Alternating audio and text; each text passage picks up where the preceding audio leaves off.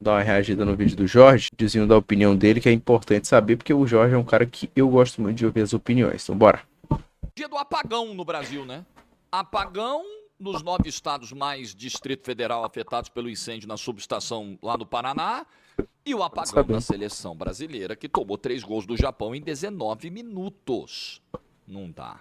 Uma seleção de esporte, com esse nível de jogadores que a gente tem, que tá falando em hexacampeonato, que foi lá tirar o técnico do Real Madrid para trazer para cá, não pode. Não pode, não tem pano para passar pro que o Brasil fez no segundo tempo hoje. Não pode, simplesmente não pode. Like no vídeo, se inscreve, ativa o sininho, rumo a 450 mil inscritos por aqui. Boa terça-feira para todo mundo na Fit Forte Suplementos. Você que está treinando, Fit cuidando da Forte saúde, aí, ó. creatina, Vou passar, whey tá? protein, Desculpa aí, tudo Jorge. parcelar em até 3 vezes, 15, te entregar tudo direto O também. YouTube atualizou, né, velho? Olha É isso. Fit Caralho. Forte. Caralho. A gente joga direto. Pera aí, vamos dar uma olhada aqui. Beleza? Moleque. Olha isso. Maior que o meu, viado. Bem maior. Olha o Jorge. O Jorge era obeso, mórbido, gordaço. Gordaralhaço, brother. Tá doido. É Fit Forte. Meteu o Monjaro. Do céu. Vamos começar do começo. Para não Importante. parecer que foi um comentário oportunista em virtude do resultado, resultadista, agora é fácil e tal, eu vou relembrar o início da transmissão de hoje da GETV.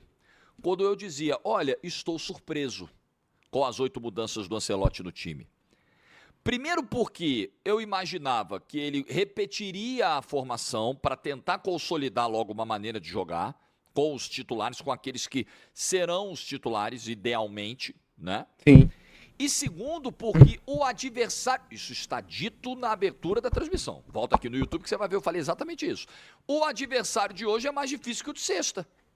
Então, a lógica de você poupar 8 jogadores, ou de você observar outros 8 jogadores, é fazer isso, convenhamos, no jogo mais tranquilo para fazer. No jogo mais difícil, você tem que ir com a tua melhor formação, porque você tem que aproveitar uma rara oportunidade de enfrentar um adversário que vai te oferecer algum nível de dificuldade e resistência. E era o caso hoje. Então, de cara, eu já não entendi muito. Não gostei. Não sei se o Ancelotti deu alguma declaração após o fim do jogo em relação justamente ao porquê ir com esse tanto de atletas modificados de um jogo para o outro. Mas se ele foi com a mentalidade, vamos lá, pensando agora de testar justamente esses jogadores reservas, que ele tem como reservas, né? Nesse jogo que era o mais difícil, para ele saber quem realmente se sairia bem e quem não, eu acho que ele teve pelo menos a prova de 9 ali que, se não comprometeram, foram bem, e 2 jogadores que, evidentemente, eles tiveram um nível abaixo, que foi o Fabrício Bruno e o Hugo, né? Então, assim, tiveram situações que não foram legais para esses 2 atletas.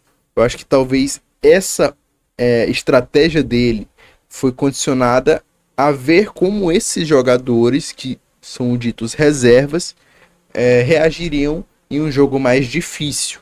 Você teve respostas positivas, como a resposta do Paulo Henrique e a do Martinelli, por exemplo. Você teve respostas negativas, como a dos dois. Não que os dois sejam só isso, tá, pessoal? Os dois são muito bons jogadores. Só que antes eu já achava que não tinha um nível de seleção, e agora eu passo a ter um pouco mais de certeza. Não sei vocês. Gostei, não concordei, não entendi a decisão do Ancelotti. Ontem tudo caminhava ali para a repetição do time, só trocando o goleiro. A gente até falava disso aqui no vídeo. E de repente a mudança foi brutal.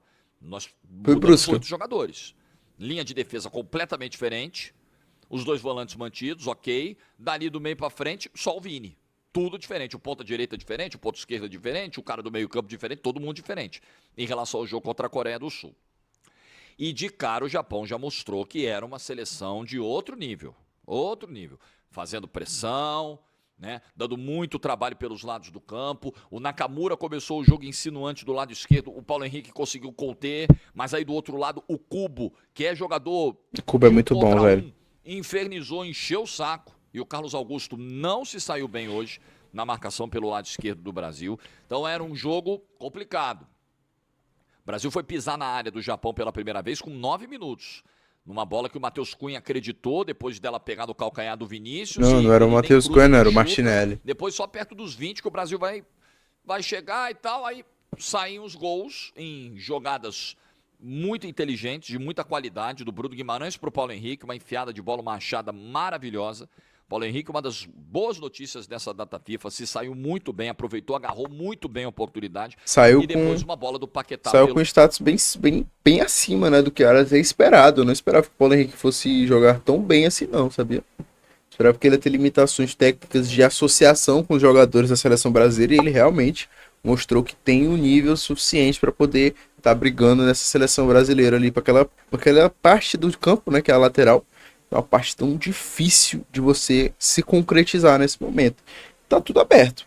Eu, se fosse ele, sinceramente, o movimento que eu faria era sair, inclusive, do Vasco, para poder na próxima temporada, se eu receber uma proposta de Palmeiras, enfim, Flamengo, acho que é difícil, né? Mas uma proposta de uma equipe que dispute mais títulos, eu ficar de fato, no radar sem preocupações. Porque, infelizmente, como ele é uma posição defensiva, o fato do Vasco não ser uma equipe confiável em muito tempo pode prejudicar a ida dele para a Copa do Mundo justamente por conta do Vasco, sei lá, vamos supor que daqui a alguns meses, o que não é difícil de imaginar, tá? A torcida vascaína não pode nem me criticar em relação a isso, que daqui a alguns meses o Vasco tá jogando mal de novo, a linha defensiva tá sendo muito exposta, e aí, coitado do Paulo Henrique, tá ligado? Então, tipo assim, eu acho que se eu fosse ele, procuraria novos ares, se eu quiser mesmo assegurar essa minha vaga para a Copa do Mundo. O alto pro Martinelli por elevação. Esse era o fator que desequilibrava o jogo. O Brasil não era superior ao Japão. O Brasil não era um time melhor em campo, próximo do gol. O jogo era difícil. O Brasil tinha jogadores melhores. De entrar na área e sofria com as escapadas em velocidade do Japão. E aí, 2 lances de muita qualidade deram a destravada, a famosa destravada no jogo. E aí o Brasil vai de boas pro intervalo, absolutamente tranquilo, 2-0, beleza, contendo os avanços do Japão, defesa se comportando muito bem, tudo tranquilo. Aí com 6 minutos do segundo tempo tem a falha do Fabrício Bruno, que é, sim, determinante para o resultado. É a única explicação do resultado? Não. Não é, mas ela é muito determinante porque ela expõe 2 momentos de fragilidade, 2 situações de fragilidades. Uma individual, que é a do Fabrício Bruno, que era sempre vista, inclusive na época que ele jogava pelo Flamengo, acho que até pelo Cruzeiro também, o torcedor do Cruzeiro pode reparar nisso também. Meu pai era um dos grandes críticos nele nesse sentido, que ele não sabia passar, que ele não sabia tocar. Óbvio que ele sabe, né? Ninguém se torna jogador de futebol profissional sem saber dar um passe. Mas não é da maior valência dele, a valência dele é física.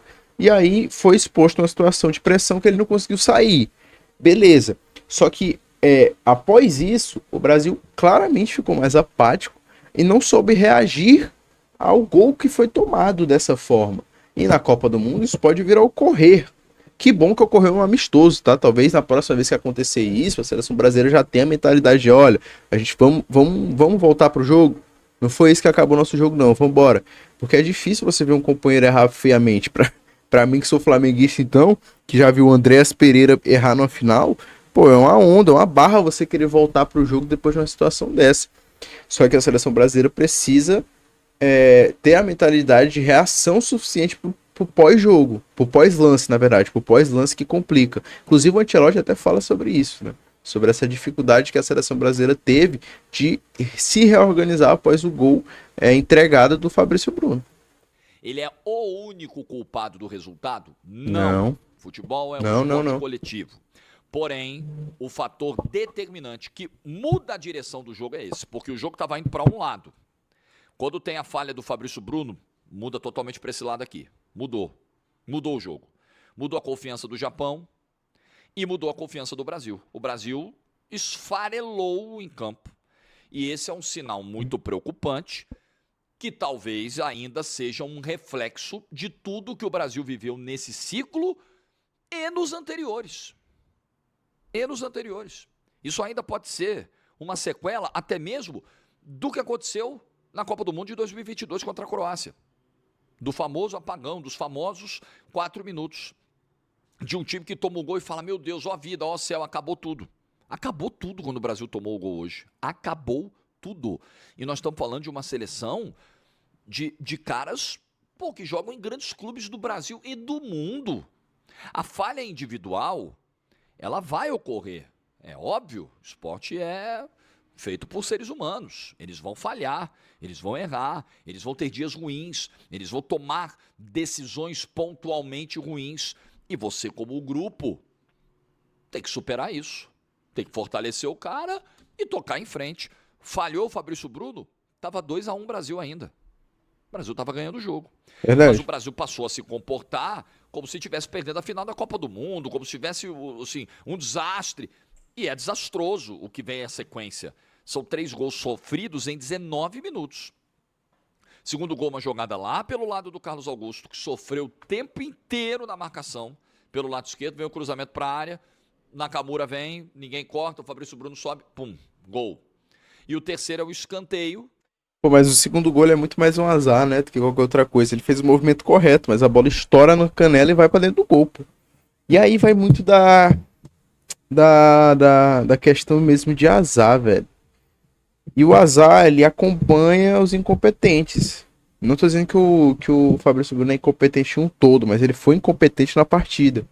E aí, meu filho, o que tava mais propenso em fazer uma merda de novo era ele, porra, que já tinha feito um. E ele pegou e fez. Mostrou por que ele tava lá hoje. Que eu acho que tem uma distância muito curta do cabeceio, né? Do jogador do Japão, Maeda, né? Rapaz, eu esqueci o nome do camarada que fez o terceiro gol. É o artilheiro da Liga Holandesa e o artilheiro do Japão na eliminatória, o Ueda. Pronto, peguei aqui o Ueda. Eu acho que tem uma distância muito curta do Ueda para o Hugo Souza, mas também acho que era possível fazer um gesto técnico melhor do que o Hugo Souza fez. Era possível ter um reflexo um pouco mais apurado, um reflexo mais seguro, na verdade. Por isso que, tipo assim, eu acho o Hugo... Eu sempre tive essa opinião, tá ligado? Antes mesmo da convocação, porque o Hugo, ele se formou no meu time. O Hugo, ele é o goleiro que ele entrega as defesas mais difíceis do Brasil. Ao mesmo tempo que as mais tranquilas ou as de média dificuldade, ele tem uma dificuldade imensa, porque eu acho que a confiança dele é tão grande que ele vai com a cabeça diferente pra esses lances. Não sei, brother, não sei explicar. Mas no Flamengo aconteceu muito isso, no próprio Corinthians já aconteceu muito isso, e ele falha com frequência, rapaziada. Não dá pra achar que isso são erros pontuais. O Hugo já falhou umas 4, 5 vezes pelo Corinthians, já falhou, umas 10 vezes pelo Flamengo. Não é... Assim, ó, é uma tônica que acompanha a carreira do atleta, não é uma invenção da gente querendo ir pra cima do cara. Por isso que eu digo, o Alisson, ele não é o melhor goleiro da seleção há muito tempo à toa. O Alisson é muito seguro. Ele é muito seguro. O único problema do Alisson é que ele não pega pênalti. Mas isso aí, você melhora essa valência com o tempo, tá ligado? Mas entre um goleiro que pega pênalti pra caramba, que são situações específicas de jogo, e um goleiro que vai te entregar ali uma seguridade dentro das 4 linhas, dentro das traves, eu prefiro o Alisson. Eu acho, inclusive, que o Alisson agarraria aquela bola e fecharia, tá? Diferentemente do que o Hugo fez. Mas, enfim, é uma tônica da carreira do Hugo. Fingir que isso não é uma tônica, fingir que isso é uma coisa que não acontece, é mentira. O Hugo ia tomando um senhor frango depois já desse 3-2 no chute do Tanaka da entrada da área. Ali ia ser feio, tá? E me pareceu aquela coisa da indecisão entre encaixar e espalmar. E aí você quer tomar essa decisão em cima da hora, porque você não tá... Um goleiro de seleção brasileira não pode tomar esse tipo de decisão em cima da hora. Tem que ir pra bola seguro. Eu lembro de uma defesa do próprio Alisson contra a Coreia. Que, defesaça na Copa do Mundo, tá ligado? Quem lembra tá ligado. Que ele só encaixa a bola. O Santos no Flamengo fazia muito isso. Na final da Libertadores tem uma falta que o ex-camisa 10 do Atlético Paranaense bate, o Santos encaixa a bola. Uma falta que foi muito bem batida. Se fosse outro goleiro, tinha espalmado. E olha que eu tô falando do Santos, que não é nenhum goleiro de nível, assim, estratosférico de diferença pro Hugo Neneca. Mas você não pode ir pra bola com essas dificuldades que o Hugo tem. Ou ele faz uma defesa espetacular, ou ele se perde em assuntos simples, pô. É só pegar a bola e agarrar, segurar, brother. Aquele lance era só isso e ele... Sabe, totalmente decidido, e aí você acaba executando mal uma coisa e outra e quase que a bola entra. Ia ser um frangaço assim, histórico. É o famoso não fode e nem sai de cima. bizarríssimas. A falha do Fabrício Bruno, ela é uma falha muito bizarra. É muito bizonha, mano. Uma bola absolutamente dominada, tranquila, ele erra. Era só tocar pro Hugo, o Hugo chutava. Toca no adversário, um horror. Mas é o ponto, voltando. A falha individual, ela acontece. O que não pode acontecer é o time desmilinguir. E aí, no teste emocional, o Brasil não passou. Porque, vamos lá, esse foi o primeiro momento de real dificuldade que o Brasil viveu na era Carlo Ancelotti. Nesses 6 jogos, meia dúzia, hoje foi o 6º. Não vou considerar o jogo contra a Bolívia. Então, são 5, tá? Porque jogo de dificuldade também, Jorge, porque perdeu lá, 4.000 metros, tá? Vamos tirar esse? Vamos combinar? Sobra os 5. Em nenhum desses 5, o Brasil passou pelo que passou hoje. E só um disclaimer que é muito importante. Fabrício Bruno nunca passaria por todo o hate que ele sofreu, tá sofrendo, se não fosse as declarações a troco de nada. Ninguém... Quem é que, né, criticava o Fabrício Bruno? Aquelas declarações com aquele fundo de soberba, como se ele fosse o melhor zagueiro do Brasil, eu sou o melhor, sabe? Porra, ele é um excelente zagueiro. Mas ele tá sofrendo aquele hatezinho por conta das próprias frases dele. Na convocação passada ele não sentiu o nível aqui da Bolívia, eu sou um cara muito assim fisicamente, não sei o que. Na época do Flamengo eu sou mais rápido do Brasil, que bababá. Beleza, você tá lá em cima. Mas quando a queda vem, aí você tem que aguentar. E na hora do chororô, tem passação de pano não, velho. A galera pega pesado mesmo. Ele ficou muito mal, mano. Deu pra ver, ele tava chorando na entrevista quase. Falha individual na casa do adversário, um adversário com qualidade que pode te machucar vindo pra cima. Porque, vamos lá, quem o Brasil enfrentou até hoje na era Carlo Ancelotti? Vamos olhar as seleções, e aí não é nem só pegar o ranking da FIFA como parâmetro, mas eu acho que é uma boa métrica, tá? É uma boa métrica. O Brasil pegou Equador, Paraguai, Chile, Bolívia, beleza, Coreia do Sul, certo? Nenhuma dessas seleções está à frente do Japão no ranking da FIFA. Nenhuma. O Japão é o 19º, o Brasil é o 6º, o Japão é o 19º no ranking da FIFA. Então, o Brasil pegando o ranking da FIFA como parâmetro, mas você pode usar outro critério, mas o Brasil pegou a seleção mais forte até agora nesses 6 jogos. Verdade. E não passou do teste. E no primeiro momento de dificuldade que o jogo apresentou, o Brasil esfarelou. Porque o jogo pode apresentar inúmeros momentos de dificuldade. Pode ser uma falha individual, pode ser um gol contra, pode ser um erro de arbitragem, um pênalti mal marcado, um gol com 1 minuto de jogo. Assim, é o Brasil que não é o Brasil titular. A abordagem não foi encarada como um jogo de mostrar o Brasil titular. Eu acho que foi... Ainda sigo naquela linha de raciocínio que foi para testar os jogadores reservas no nível melhor. Pra saber o que eles podem realmente fazer ou não. Eu acredito nisso, tá? Não foi o time titular. Se fosse o time titular, eu acho que seria outro jogo, tá? Se for o mesmo time que enfrentou a Coreia, eu acho que seria diferente. A linha de zaga formada pelos zagueiros, de fato, são os titulares. O próprio meio-campo, com ataque ali, formado pelos jogadores de movimentação que a gente teve, que funcionou muito bem. Eu acho que seria outra partida. São vários. Uma expulsão, você fica com 10. São vários os cenários adversos. Verdade. Você precisa estar preparado e treinado para lidar com eles. São coisas do jogo. Acontece. A falha individual. Quer criticar o Fabrício Bruno? Beleza. Critica, mas... Eu acho que ele merece crítica pelo erro que cometeu. É o lado cruel do futebol, gente. Falei lá na transmissão também. Falei, gente, assim como o camarada que faz o gol da vitória estampa todos os portais... O cara, né, que é... Você abre a rede social, só dá o cara. Porra, é brabo. Quando erra, vai ter que ter costa larga, ombro largo pra aguentar o tranco. Não tem jeito, a crítica. Se ele teve o ombro largo pra poder falar que era o melhor do Brasil, ele nem falou isso, né? Deixa eu até me retificar, ele nunca falou que era o melhor do Brasil. Até babaquice eu fazer isso. Mas ele falar que era o que não sentia fisicamente, que era muito bom fisicamente e tudo, sabe? As declarações assim, que você sentia não uma soberba, mas uma autoconfiança muito grande. E isso parte pro público, né? Demonstra pro público uma confiança exacerbada que vai com um pezinho na soberba. Eu não acho que ele é soberbo. Mas ele vai ter que aguentar o tranco agora. A crítica vem, ó. O Fabrício Bruno devemos. Devemos. Um cara da seleção brasileira, o cara do não pode cometer. Um dos melhores zagueiros do Campeonato Brasileiro desse ano, não pode cometer. Beleza. Mas o que também não pode acontecer é o time sumir do mapa porque um problema aconteceu. Porque as intercorrências ocorrem no jogo. Um gramado encharcado, um gramado molhado, uma chuva, um calorão. Tem tantos fatores, o gandula que some. Tem tanta coisa errada que pode dar num jogo de futebol. E aí a experiência, nessa hora, é o que tem que contar. Peraí, cabeça no lugar, controle emocional, inteligência emocional. O Brasil não teve isso. E aí o Brasil tomou 3 gols em 19 minutos, depois quase tomou um frango, e aí na reta final tenta ali, né? O Estevão acho que até que entrou razoavelmente bem, eu não gostei da partida do Luiz Henrique hoje, me decepcionou, e o lance do gol do Matheus Cunha, que é anulado por culpa do Luiz Henrique, pelo impedimento do Luiz Henrique, eu considero inaceitável. E aí, desculpa, adoro o Luiz Henrique, adoro. Eu gosto muito do Luiz Henrique, mas foi muito vacilo. Para isso, inclusive, vocês sabem. Adoro o Luiz Henrique.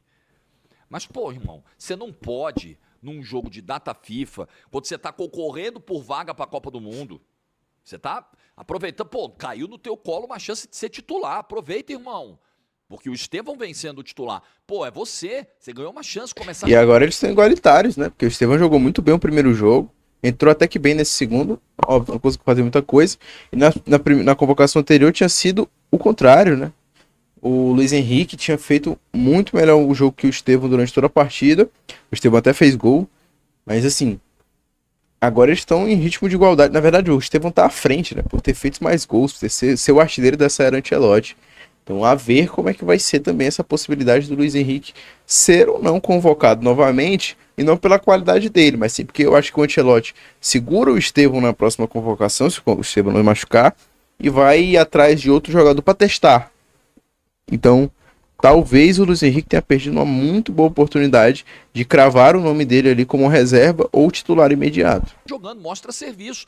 Aí o teu time acabou de tomar a virada, acabou de tomar o 3-2, o Luiz Henrique tá desligado olhando pro banco.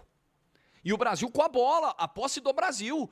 E o movimento básico que o atacante, que o ponta tem que fazer, que o jogador tem que fazer, é atacar, olhar a linha de impedimento, sair do impedimento, e ele morgou na jogada. Morgou. Não pode. E era o lance que evitaria a derrota. Era o lance que evitaria o 3-2, seria um 3-3, e talvez o Brasil pelo menos arrancasse o empate e não ficasse com a marca negativa de ter perdido pela primeira vez na história para o Japão. Mas o Luiz Henrique estava lá morgando. Então, assim, individualmente, Hugo Souza não foi bem, Fabrício Bruno não foi bem, Luiz Henrique não foi bem, Vinícius Júnior não foi bem, não gostei da data FIFA do Vinícius Júnior. O primeiro jogo foi bom. Acho uma data FIFA de pouca produção, de baixa produção, de mais erro do que acerto. Tentativa, erro. É um jogador que é assim, tá? Eu entendo o Jorge, mas eu não entendo algumas críticas direcionadas ao Vinícius Júnior, não nesse jogo em específico. Essas tentativas dele, é um jogador de mais tentativas e erros do que tentativas e acertos, sempre foi assim. É um jogador que te entrega muita produção ofensiva, não conversão ofensiva. Ele vai fazer 10, 11, 12 vezes para poder acertar 3, sabe?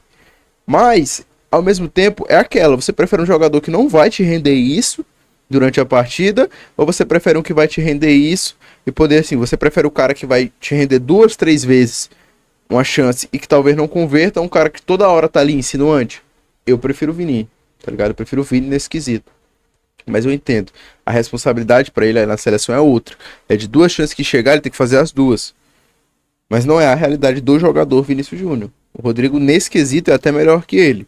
De ter menos chances na seleção brasileira e converter mais. Mas o Vinícius Júnior, na minha opinião, é melhor do que o Rodrigo. Enfim. Acerto aqui. Tentativa, erro, outro acerto ali. Tava pensando aqui rapidão, rapaziada. Cara, a seleção brasileira, nos últimos anos, desde o 7-1, na verdade, aconteceu quantas vezes esse tipo de apagão, sabe? Foi contra a Alemanha, foi contra a Argentina, mais recentemente. Foi humilhado no Monumental. Não sei o que, o Brasil também teve um apagão. No primeiro tempo contra a Bélgica, em 2018, e agora contra o Japão. Sabe, essas situações de apagão são corriqueiras, de desatenção na seleção brasileira, que acabam gerando resultados assim, sabe? Continua o déficit do Vinícius com a camisa da seleção brasileira, isso é um fato, a gente não pode negar. Aí você olha, Carlos Henrique e Caio Henrique e Carlos Augusto, entrou um, saiu outro, Mudou nada. Nada. Quando sai o Carlos Augusto, que estava sofrendo, e entra o Caio Henrique, pouco muda na lateral esquerda do Brasil. Vai se caminhando uma titularidade do Douglas Santos. Vai. E merecida. A concorrência está ajudando o Douglas Santos. O Douglas Santos faz o feijão com arroz, não erra passe, recompõe bem, segura a onda, pá. Tá na boa, vai pra Copa desse jeito. Não compromete. E os concorrentes, ninguém vai bem. O Carlos Augusto hoje não foi bem. Também não gostei da partida do Carlos Augusto. Richarlison veio do segundo tempo. Agora eu tô falando dos aspectos individuais, tá? Nem vou falar nada. Eu já falo muito do Richarlison. Quem acompanha aqui as lives tá ligado. Que eu acho que o jogador Richarlison é, por vezes, até maldoso da minha parte. Falei do coletivo, falei do psicológico, falei da desarrumação. Agora vamos falar do aspecto individual. Tô citando vários nomes aqui. Richarlison. O Richarlison perde um gol de cabeça, sozinho, sobe sozinho, na pequena área, porque ele não consegue fazer o gesto técnico correto do cabeceio. Bom cruzamento do Estevão. Eu acho que é muito complicado hoje você achar defesa para a convocação do Richarlison na seleção brasileira. Eu sei que todo treinador tem a sua cota teimosia. Eu acho que o Richarlison, ele não é a cota pandeiro. A cota Daniel Alves, do Tite, eu acho que não é a cota pandeiro. Nem é, sei lá, uma eventual cota Neymar. Vou levar pela dor de cabeça porque tá todo mundo cobrando. Também não acho. Mas está virando a cota teimosia do Ancelotti. Teimosia. O Richarlison tem 3 gols na temporada. O Richarlison não marca 4 jogos pelo Tottenham. E o Richarlison, com a camisa da seleção, já nessa era Ancelotti, não vem bem. E ele perde um gol hoje, que poderia também evitar a derrota. Poderia ser o 3-3. Também está na conta dele. Claro que está. E na conta do técnico que decidiu levar e decidiu colocar para o jogo. Ele tinha o Igor Jesus no banco. Ele tinha o Igor Jesus como opção. Que até entrou contra a Coreia do Sul. Hoje ele olhou o Richarlison. Pelo que ele olhou hoje, pelo que ele olhou na data FIFA de setembro, não dá para convocar o Richarlison em novembro. Você está segurando fila de gente que pode brigar por essa posição. Tem o Caio Jorge aí fazendo um grande campeonato brasileiro. Tem o Pedro aí que, na era Dorival, seria o titular antes da lesão, antes da cirurgia que teve que passar. O próprio Igor Jesus talvez ter mais... O Endrick, gente. O Endrick fez 3 gols seguidos num momento complicado da seleção brasileira e nunca mais foi chamado, velho. Assim, eu acho... Ele não tá jogando, evidentemente, mas... Sabe, em um momento que a gente não tem a certeza qual é a questão, chama o moleque, bota ele pra jogar. Ele não tá jogando no clube, talvez na seleção ele consiga. Testa ele, velho. Testa ele. Sabe, vê como é que ele vai se sair nesse momento. É até importante para a confiança, porque é uma joia muito rara do futebol brasileiro. Não pode tratar o Endrick como mais um, não. O Endrick não é tão pior assim que o Richarlison, não, gente. Pelo amor de Deus. Mais minutos, não sei. Mas o Richarlison tá justificando? Não, eu acho que não. Uma convocação, uma garantia de presença nas convocações, como ele parece ter, porque ele trabalhou com o Ancelotti no Everton, porra, daí. Então parece ser a cota teimosia que todo treinador de seleção adora ter. Impressionante. Não entrou bem. Bom, o que fica de hoje, o que fica de sexta? Estávamos todos errados quando elogiamos a seleção brasileira depois da goleada sexta-feira contra a Coreia do Sul? Eu acho que não. Desde que o elogio não tenha sido acompanhado do exagero do tipo, segura nós, entrega a taça, o ex é nosso. Acho que ninguém fez isso, né? Eu acho que ninguém fez isso. Exaltar as virtudes de um time numa goleada contra um adversário muito frágil é fazer uma análise. O Brasil se comportou muito bem, teve mobilidade, movimentação, jogadores se entenderam, saíram jogadas, saíram tabelas, até lance de bola parada e ensaiada tinha, hoje nem isso teve. Nem isso apareceu hoje, não vimos uma jogada assim, né? Então, não acho que tenha sido um exagero, mas realmente é um ponto de preocupação. Quando o nível do adversário complica muito, cara. Subiu 4 posições no ranking, da 23ª seleção, que é a Coreia do Sul, para... Parei também, Jorge, essa porra de ranking é maluco, tá? Nada a ver essa merda de ranking aí. O ranking não quer dizer nada realmente da qualidade da seleção. Não vem com essa não de ranqueamento. Não me ganha não, Jorge. Desculpa. É merda com essa porra aí, é merda. A realidade é que a seleção brasileira jogou muito bem contra a Coreia e jogou de uma forma interessante contra o Japão nos primeiros minutos. Teve dificuldades para uma seleção ser melhor do que a outra, só que não estava com a sua equipe titular. Eu acho que realmente eu sigo naquela linha de raciocínio que o Brasil, o Ancelotti colocou essa equipe para ser testado e não necessariamente para poder tirar algo desse jogo para os próximos jogos do que ele imagina no time titular. Porque senão ele teria ido com força total. Concordo com isso? talvez não. Acho que agora é hora de, porra, fortalecer esse trabalho porque você não tem muito tempo. Mas se ele fez isso, talvez os próximos amistosos, que são contra as seleções africanas e europeias, ele encare com mais, realmente um foco maior em treinar a equipe que vai ser os 11 titular da Copa do Mundo, sabe? O Brasil não passou do teste. O Brasil fez o segundo tempo que fez. Fez o primeiro tempo com algumas dificuldades, mas abriu 2-0, né? A qualidade de passe, a qualidade individual resolveu do primeiro tempo, mas no segundo tempo, e uma seleção do Japão que tinha vários desfalques, tá? Isso é importante dizer também. Muito desfalque. Muito. E o Brasil não se saiu bem. Subiu um pouquinho o nível.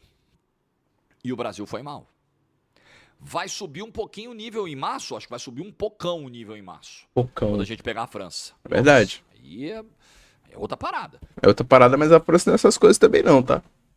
Eu acho que a seleção brasileira, com os 11 titulares, consegue fazer um jogo muito, muito, muito disputado com a França, tá? Não acho que seja tão distante assim, não. Vai subir bem o nível em março. E aí, como é que vai ser o comportamento do Brasil? Como é que vai ser? O Brasil vai pegar Senegal agora, né? Vai. Senegal e Tunísia. Senegal é a 18ª do ranking. Ela está à frente do Japão, nesse momento, no ranking da FIFA. Como é que vai ser? Vai subir o nível um pouquinho mais, talvez, né? Confesso que não sei sobre a seleção do Senegal, não acompanho, não tenho informações. Estou olhando o ranking aqui. O que eu vejo é que o futebol japonês está num momento fantástico, fantástico. Né? Uma seleção que na última Copa ganhou da Alemanha, ganhou da Espanha, né? Caiu para a Croácia nos pênaltis, no detalhe dos pênaltis, né? Outro dia meteu 4 da Alemanha, ganha do Brasil pela primeira vez na história. Pô, o momento dos caras é maravilhoso. Maravilhoso. Tem um treinador que está lá desde 2018, desde 2017 na Sub-20, aí 2018 ele assume a seleção principal, está conduzindo esse trabalho, é uma seleção que vai para sua 8ª Copa do Mundo consecutiva. Os caras estão fazendo o trabalho deles bonitinho, direitinho, etapa por etapa. Tá vendo como eu não levo muito esse ranking a sério? Se liga. A Itália tá em 10º do ranking. A Itália tá em 10º do ranking, tá ligado? Ela tá na frente da Alemanha. Nesse momento a Itália não joga mais futebol com a Alemanha. Não joga. Ela tá na frente do Uruguai. Ela tá em 10º, o Uruguai tá em 15º. Ela não joga mais bola que o Uruguai. Tá ligado? Pra citar, ela tá na frente da Colômbia. A Itália não tá jogando mais bola que a Colômbia. Então por que a Itália tá na frente? Então assim, esse negócio do ranking, ele não é tão parâmetro de medição. Os Estados Unidos tá na frente do Japão. Você acha que se tiver um amistoso amanhã, Estados Unidos e Japão, o Japão não vai ganhar? Vai. Sabe? Tipo assim, brother. Não é parâmetro levar. Não é um parâmetro. Não é. Até porque a pontuação é feita de forma... Eu nem sei como é feita essa pontuação. Mas enfim, eu tô entendendo o ponto do Jorge. Amadurecendo, melhorando no aspecto tático. Formiga chamou a atenção disso hoje no primeiro tempo, e é verdade. O Japão tinha lá a sua proposta de jogo, se protegia defensivamente, usava os pontas em jogadas rápidas e tal.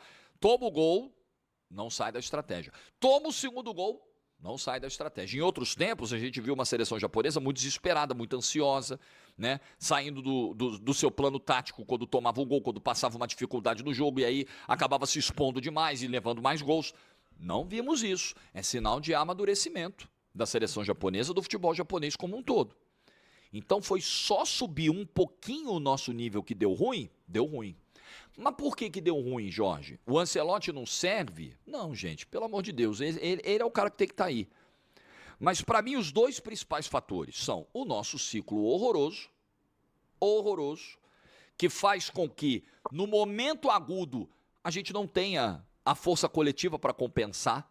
Verdade. Né? Porque o trabalho de consolidação de um modelo de jogo, ele leva tempo. É que a galera acha que todo mundo vai ser o Marrocos da última Copa do Mundo, sabe? Chega 3 meses antes, estoura, dá certo. A galera tem muito o vício de tratar a exceção como regra, exatamente. Então, o normal não é o Ancelotti chegar e em 6 jogos o Brasil tá voando baixo, o Brasil tá... Não é.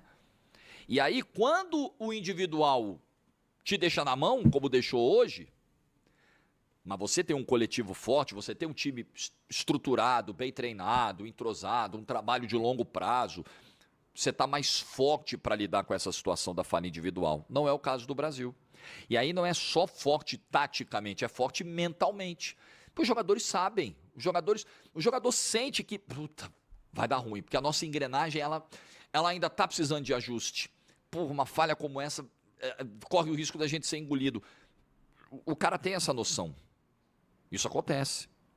Então, infelizmente, é o reflexo desse primeiro ciclo horroroso. E o segundo motivo, eu não perco fio, como vocês sabem. A segunda razão, na minha opinião, é a famosa expressão que eu estou usando aqui sobre seleção brasileira. Qual é? É o que temos. É o que temos. Vinícius Júnior, que não vem bem na seleção brasileira faz tempo, é o que temos, por exemplo. Né? Caralho, assim, não gosto desse tipo de pensamento, tá ligado? Eu acho que a gente tem uma seleção muito forte, cara. Eu ainda tenho muita esperança na seleção brasileira. Eu acho que, tipo assim, Vinícius Júnior, melhor jogador do mundo há 2 temporadas. Rodrigo joga muita bola. Estevão Ajoia é muito boa. Rafinha, porra. Rafinha aí, que ele fez na última temporada, sabe? O Lucas Paquetá, Casemiro e Bruno Guimarães se encontraram. Você tem o Matheus Cunha vindo bem. Sabe, você tem um Endrick com um potencial muito bom, caso seja emprestado aí no começo do ano e consiga minutos. Pra mim, devia ser convocado. Você tem um bom. Não tem as melhores laterais, você tem laterais com potenciais, como Wesley. Porra, potencial muito bom.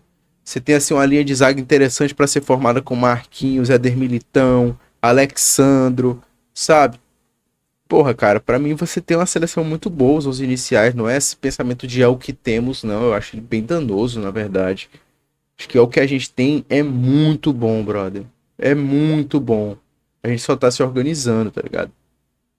Eu não acredito que aquela seleção que jogou contra a Coreia do Sul e jogasse contra o Japão seria esse jogo com essa imensa dificuldade, não.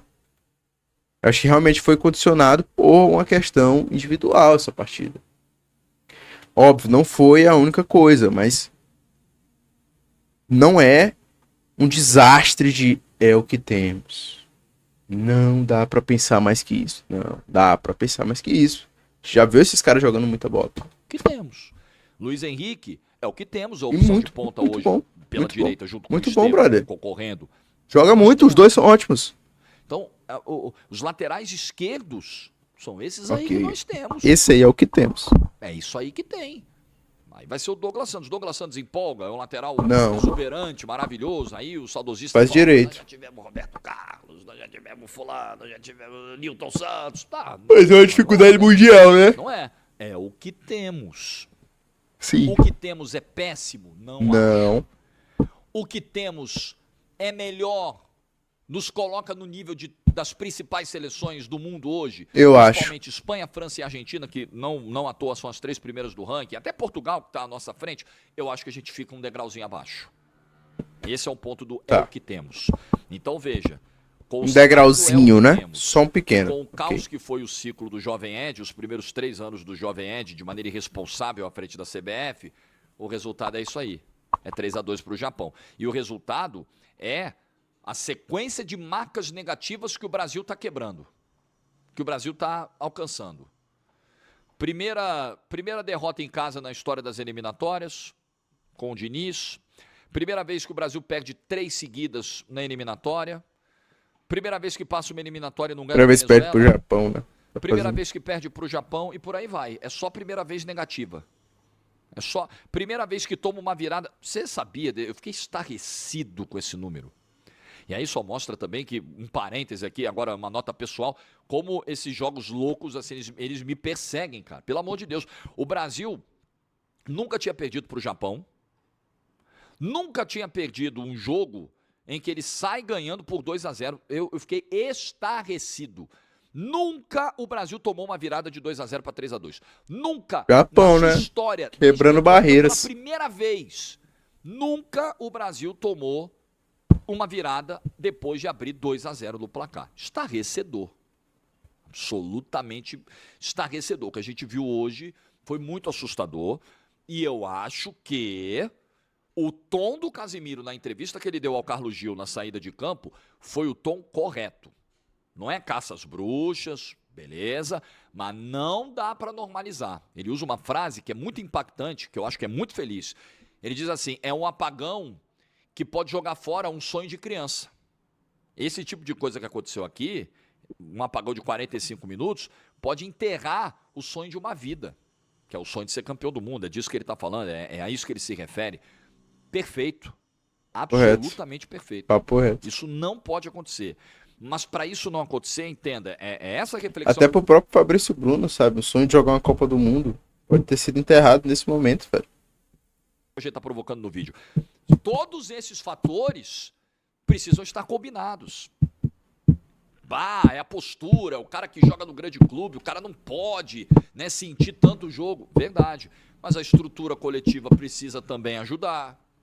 O trabalho de consolidação de uma maneira de jogar precisa ser bem feito. E nada disso foi feito no ciclo. Nada. Aí você quer fazer tudo errado e achar que de repente vai dar tudo certo. Não é de repente, não é varinha de condão, não é varinha mágica. Não é. Eu poderia chegar aqui e, fazer um vídeo espinafrando, esbravejando, mas eu não vou fazer isso, porque os erros, os maiores erros que resultaram no que a gente viu hoje foram cometidos lá atrás. A gente já gritou pra caramba aqui, já esbravejou, já reclamou, zoou o Edinaldo, já fizemos de tudo, as cagadas que ele fez. Agora, meu amigo, é tentar fazer diferente. Só que o tempo para fazer diferente é muito curto.